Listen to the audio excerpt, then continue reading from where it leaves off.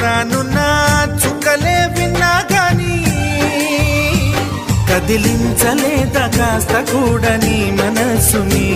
పరదాలు దాటి ఒక్కసారి పలకరించవేమి అందరినీ